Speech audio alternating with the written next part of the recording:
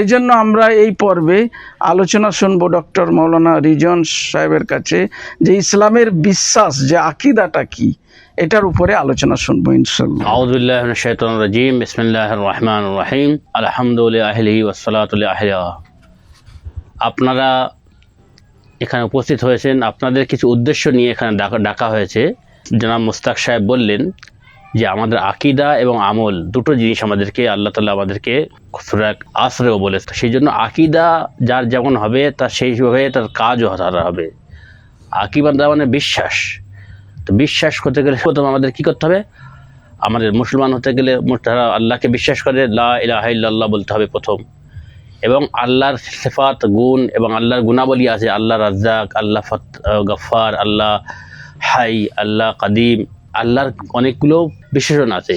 সেই গুণাবলীকে জানা আমাদের দরকার, যে আল্লাহ তাআলা আমাদের কীভাবে আমাদের এই দুনিয়া পাঠিয়েছেন বা কী জন্য পাঠিয়েছেন।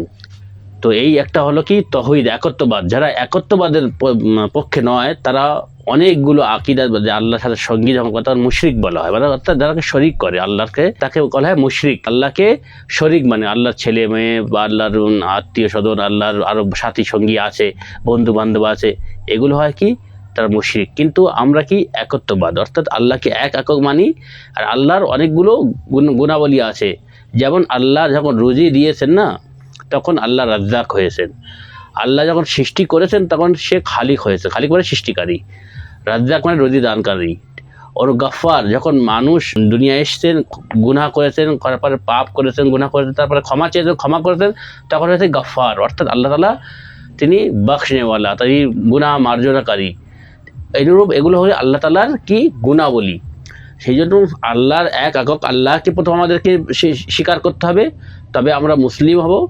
এবং তার সাথে সাথে আমাদের কাকে মানতে হবে? তার প্রিয় নবী, যে আমাদের যুগের যে নবী রয়েছেন তাকে আমাদের মানতে হবে। শিখিয়ে বলতে হবে মুহাম্মাদুর রাসূলুল্লাহ, আল্লাহর প্রেরিত যে বান্দা এসেছেন আমাদের হেদায়েতের জন্য, তিনি কে? মুহাম্মদ মুস্তাফা সাল্লাল্লাহু আলাইহি ওয়া আলিহি ওয়াসাল্লাম। আমাদের আকীদা রাখতে হবে কি? প্রথম আমাদের আল্লাহ একত্ববাদ এবং আল্লাহর কিছু গুণাবলী আছে, অর্থাৎ আল্লাহ জালিম নন, আল্লাহ ইনসাফকারী। আদালত, সর্ববৃহত্তম আদালত কোনটি? আল্লাহর আদালত। আল্লাহর দরবারে যখন বিচার হবে, একদম সূক্ষ্ম বিচার হবে, আদালত হবে না। সেখানে কোনো কারোর জুলম করা হবে না, কারোর প্রতি অন্যায় করা হবে না, কারোর কম বেশি পার্টিবাজি সেখানে হবে না। তাকে কি বলা হয়? আদালত। তো ওই জন্য আল্লাহর একত্ববাদের সাথে সাথে আদালতও, আল্লাহর ন্যায় বিচার যাকে বলা হয়, সেটা ওনার সাথে সম্পর্কিত রয়েছে, জড়িত রয়েছে। বুঝতে পারছেন মাস্টার সাহেব? শুনছেন তো? তো এই একত্ববাদের সাথে সাথে আল্লাহর ন্যায় বিচার এবং ন্যায় পরায়ণতা যেটা রয়েছে, আদালত, সেটা আল্লাহর সাথে যুক্ত রয়েছে। আল্লাহর গুণাবলীর মধ্যে একটা এটাই। তারপরে তিনি মানুষের হেদায়েতের জন্য কি করেছেন? নবী পাঠিয়েছেন। আর আমাদের শেষ নবী হলেন হযরত মুহাম্মদ মুস্তাফা সাল্লাল্লাহু আলাইহি ওয়া সাল্লাম। তো প্রথম আমাদের একত্ববাদ তাওহীদের আকীদা, তারপর আদালতের আকীদা, আল্লাহ জালিম নন, আল্লাহ ন্যায়পরায়ণ এবং তিনি কারোর উপর জুলুম করেন না, তিনি আদালত, তিনি ইনসাফকারী। আর তারপর তিনি মানুষের হেদায়েতের জন্য কাকে পাঠিয়েছেন? নবী এবং রসুলগণকে পাঠিয়েছেন, যাতে মানুষের মধ্যে, মানুষকে পরীক্ষা করার জন্য পাঠানো যায় দুনিয়ায়। যে মানুষকে বিবেকও দিয়েছেন আল্লাহ তাআলা, আত্মাও দিয়েছেন, যে আত্মা মানুষকে প্রবঞ্চনা দেবে, পথে নিয়ে যাবে, শয়তান ওয়াসওয়াসা দেবে, তার থেকে বাঁচানোর জন্য আল্লাহ তাআলা বিবেক দিয়েছেন, যে তোমরা বিবেককে কাজে লাগিয়ে পথ থেকে দূরে থেকে জান্নাতের পথে এসো, জাহান্নামের পথে যেও না। তো এটাই হলো কি? এটা একটা বিবেক। এই বিবেক হলো এক ধরনের অভ্যন্তরীণ রসুল, মানে আল্লাহ প্রেরিত একটা নেয়ামত, যে বা আপনার খারাপ কাজে বাধা দেবে। আপনি যদি কোনো খারাপ কাজ করেন, অন্যায় কাজ করেন, আপনার সর্বপ্রথম কে অন্যায় করে? আপনার অন্তরে, আপনার বিবেকে আসে যে আমি খারাপ কাজ করেছি, অন্যায় কাজ করেছি, আমার এটা করা ঠিক হয়নি। আপনার বারবার আপনাকে মনে একটা ধাক্কা দেয়, সেটা কি? এই বিবেক। এই বিবেককে, এই মানুষকে পশুর থেকে আলাদা করেছে। দুনিয়ার যত পশু আছে না, তাদের মধ্যে কি আছে? সব কিছু আছে, কিন্তু বিবেকটা নেই। বিবেক নেই বলে তারা পশু। আর শুধুমাত্র বিবেক থেকে অন্য পশুদের থেকে আলাদা করেছে কি? মানুষকে বিবেকের দ্বারায়। তো এই বিবেক হলো একটা আল্লাহ তাআলার প্রেরিত একটি নেয়ামত, একটা রসুল প্রেরিত একটা নেয়ামত। অনুরূপ বাহ্যিক রসুল হলো এই নবীগণ, নবী এবং আম্বিয়াগণ হল বাহ্যিক রাসূল, তারা এসে আমাদেরকে ভালো পথে নিয়ে আসবেন, খারাপ পথকে বাধা দেবেন। যেমন আকল বিবেক আমাদেরকে বারবার ধাক্কা দেয়, বারবার আমাদের বলে তুমি অন্যায় করছো, খারাপ কাজ করছো, তুমি অন্যায় করবে না, খারাপ কাজ করবে না, ভালো কাজ করো, ন্যায় কাজ করো, ন্যায় সাথ দাও, এটা বিবেক বলে, তাই তো? এটাও আল্লাহর একটা অভ্যন্তরীণ মানুষের ভিতরে একটা রসুল বলা হয়। আর বাহ্যিক রসুল নবীগণ আম্বিয়াগণ, তো এনারা এসে এটাও আমাদের হেদায়েতের জন্য, তার উপর আকীদা রাখতে হবে। এমন নয় যে শেষ নবী আমাদের যে রয়েছে হযরত মুহাম্মদ, এটা আকীদা রাখতে হবে, ওর পরে যদি বলি আমরা নবী আছে তাহলে আমরা নবীর প্রতি ঈমান রাখলাম না। ওই যে আকীদা আমাদের সহি হতে হবে, তাই তো? একে বলা হয় উসুল দ্বীন, মানে দিনের মূল এবং দিনের শিকড়। এই একত্ববাদ, আদালত এবং নবুয়ত, তারপরে নবীর পরে থেকে নিয়ে কিয়ামত পর্যন্ত একটা ধারা আল্লাহ তাআলা সৃষ্টি করেছে, সেটা সেই ধারার নাম কি? এই প্রচারের নাম হলো ইমামাত, অর্থাৎ খেলাফত কিংবা ইমামত। খেলাফত মানে কি? রসুলের পরে যে খলিফা আসবে। আর ইমাম মানে কি? ইমামত মানে কি? ইমাম থেকে ইমামত এসছে। ইমামত মানে কি? নবীর পরে যে আসে বসে তাকে স্থলবর্তী বলা হয়, তাকে খলিফা বলা হয়। আর আমাদের সামনে যে থাকে, ইমাম মানে সামনে, ইমাম আমরা নামাজ পড়াই না, আমাদের যে নামাজ পড়ি সামনে কে থাকে? ইমাম থাকে না? ইমাম মানে সামনে, যে সামনে থাকে তাকে ইমাম বলা হয়। লিডারকে ইমাম বলে কেন? লিডার মানে নেতা, লিডার মানে কি? যে আগে থাকে, তার পিছনে সবাই চলে না, তো ইমাম মানে লিডার। ইমাম থেকে ইমামত, অর্থাৎ লিডারশিপ, তা নেতৃত্ব করা, তাকে বলা হয় ইমামত।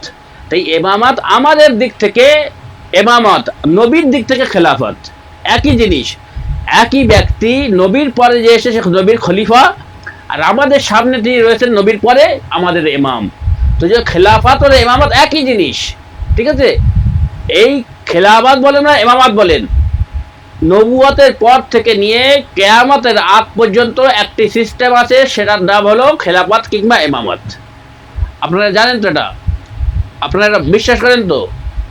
নবীর পরে যারা নবীর যে স্থলবর্তী হবে তারা কারা হবে? নবী নিজের জায়গা বলে দিয়ে গেছে, আমার পরে ইমাম এরাই হবেন। সে হলেন কি? নবীর বংশধর। নবীর পরে নবী বলে আমার পরে সর্বপ্রথম যে ইমাম হবেন মাওলা আলী হবেন। গাদির রকমের ময়দানে আপনারা শোনেন তো? শুনেছেন গাদির রকমের মাওলা তৈরি করে দিয়ে গেছিলেন রাসূলুল্লাহ, আমি যার অভিভাবক আলী তার অভিভাবক। আল্লাহ মাওলায়া আনা মাওলাল মুমিনিন ওয়া মান কুনতু মাওলা ফাহাদা আলিউল মাওলা, একে বলা হয় গাদির রকমের ওয়াকিয়া। আল্লাহ, অর্থাৎ আল্লাহ বলছে আমার আল্লাহ হলেন আমার অভিভাবক, আমি সকল মুমিনদের অভিভাবক, আর আমি যার যার অভিভাবক আলী তার অভিভাবক। এই খেলাফত বা ইমামত নবীর দিক থেকে দেখলে আলী আলাইহিস সালাম নবীর খলিফা, আর আমাদের দিক থেকে দেখতে গেলেন আলী আমাদের ইমাম। বুঝতে পেরেছেন তো? এই ইমামতের সিস্টেম কতদিন থাকবে? কিয়ামতের আগ পর্যন্ত। যতদিন রাসূলুল্লাহ এইটাই বলে গেছেন যে আমি তোমাদের মাঝে দুটো জিনিস ছেড়ে যাচ্ছি, কোরআন আর আহলে বায়াত। এই আহলে বায়াত হলেন কোরআনের সাথী। যতদিন কোরআন আছে ততদিন আহলে বায়াত থাকবেন, কোরআনের শিক্ষক। তো একে বলা হয় ইমামত। এই ইমামতের যদি আমরা ধরি, এখন আমরা করতে আসি, আর রাসূলুল্লাহ হাদিস হচ্ছে মান মাতা ওলাম ইয়ারিফ ইমামা জামানিহি মাতা মিতাতান জাহেলিয়া, যে ব্যক্তি নিজের যুগের ইমামকে না চিনে মারা যাবে সে মূর্খের মওত মরবে, জাহেলিয়াতের মওত মরবে, অর্থাৎ ইসলামের উপরে মরেনি। জাহেলিয়াত কাকে বলে? রসুলের পূর্ব যুগকে জাহেলিয়াতের যুগ বলা হয়। সেই জাহেলিয়াতের যুগকে বলা হয় যে যখন ঈমান নিয়ে আসেনি, শিরক ছিল, মুশরিক ছিল কিংবা কাফের ছিল, তাকে বলা হয় জাহেলিয়াতের যুগ। তো যে ব্যক্তি নিজের যুগের ইমামকে না চিনবে সে জাহেলিয়াতের মওত মরবে, অর্থাৎ ইসলামের উপরে সে মরবে না, ইহুদি নাসারা খ্রিস্টান হয়ে মরবে। তো এই জন্য এত গুরুত্বপূর্ণ জিনিস, এটা আমাদের মানতে হবে, জানতে হবে। সেই ইমামত, ইমামতের পরে কি আসবে? কিয়ামত। কিয়ামতের আকীদা মানে কি?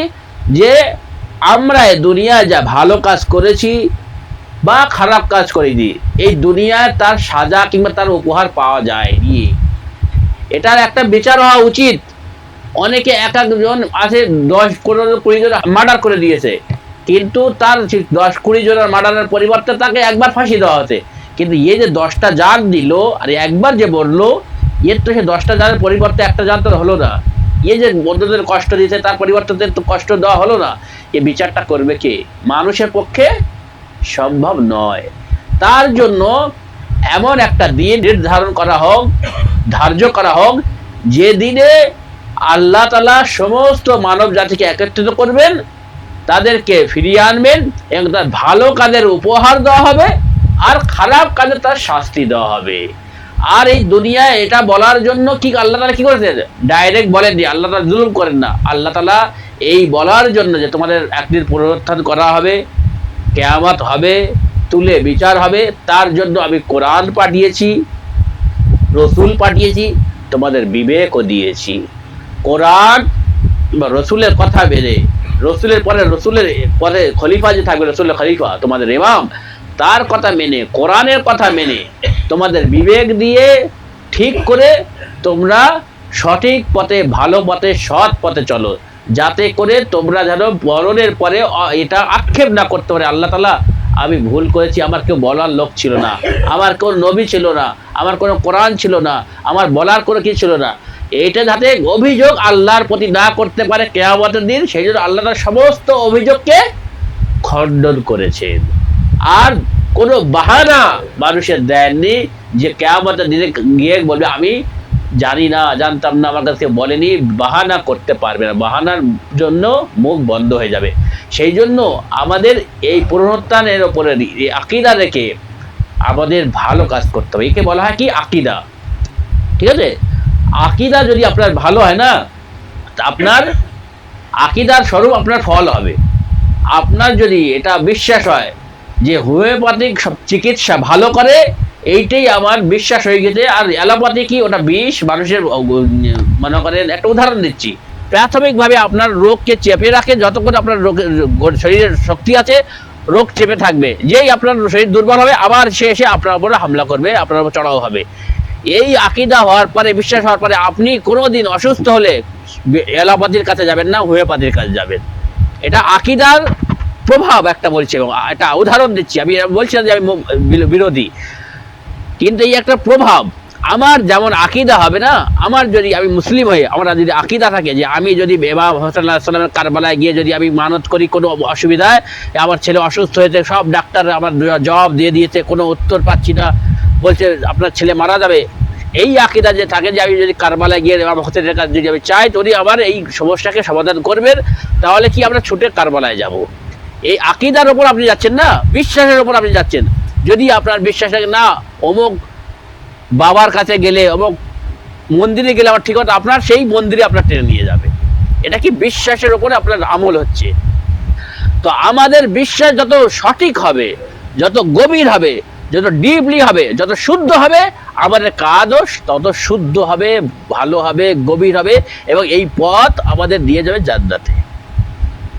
সেই জন্য আমাদের কি করতে হবে, আকীদা ঠিক করতে হবে সর্বপ্রথম। আর আকীদা আজকের দুনিয়া দেখতে পাচ্ছেন, আজকের আকীদা আমরা যে এখন যে পিরিয়ডে জীবনযাপন করছি না, এটা ইমামতের পিরিয়ড। আমরা কিয়ামতের পূর্বে, নবুয়তের পরে আছি, তাই কি না? কিন্তু সমস্যা হলো এটাই যে আমরা আল্লাহকে একত্ববাদ মেনে নিয়েছি, আল্লাহর আদালতকে মেনে নিয়েছি, নবীর নবুয়তকে মেনে নিয়েছি। এবার ইমামতের পর্যায়ে এসে আমরা বিভ্রান্ত হয়ে গিয়েছি।